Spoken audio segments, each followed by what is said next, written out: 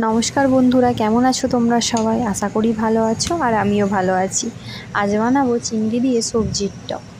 চলো দেখাই তোমাদেরকে।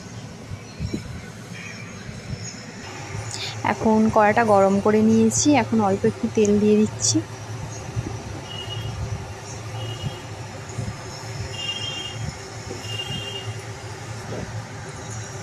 এরপর একটু পাঁচফোড়ন দিয়ে দিলাম।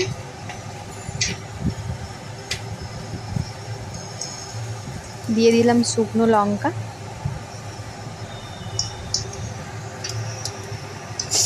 এখন দিয়ে দিচ্ছি সমস্ত সবজিগুলো।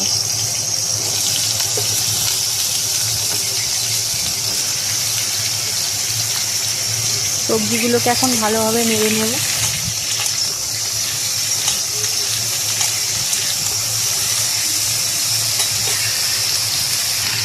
এখন দিয়ে দিলাম স্বাদ মতো নুন। এরপর একটু হলুদ দিয়ে দিলাম।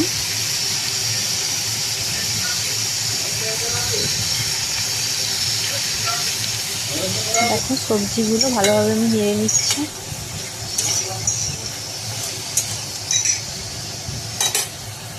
আর এইদিকে দেখো তেঁতুলটা শক্ত হয়ে গিয়েছিল, ফ্রিজে যেহেতু রেখেছিলাম, তাই তেঁতুলটাকে ভালোভাবে জলে গুলিয়ে নেব।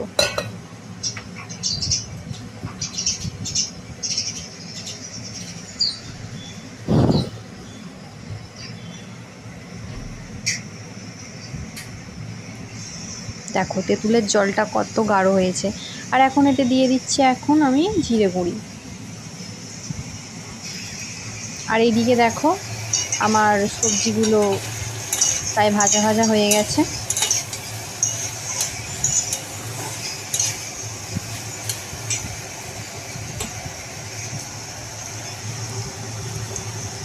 এখন এর উপর আমি একটু জল দিয়ে দেবো। এরপর আগে থেকেই আমি চিংড়ি মাছগুলো লাল লাল করে ভেজে রেখেছিলাম। দেখো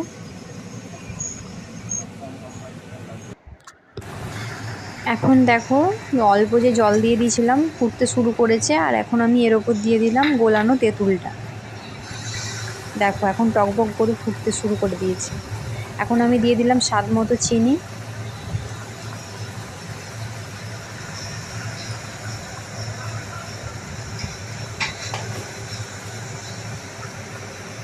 দেখো কত সুন্দর দেখতে লাগছে না? কালারটা কত সুন্দর এসেছে দেখো একবার।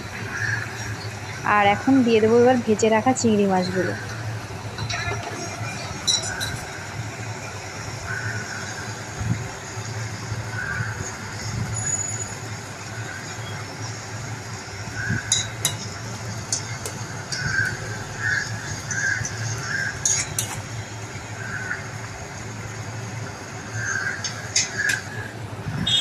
এখন দেখুন চিংড়ি মাছ দিয়ে সবজির টক আমার রেডি হয়ে গেছে। আর দেখুন কত সুন্দর লাগছে।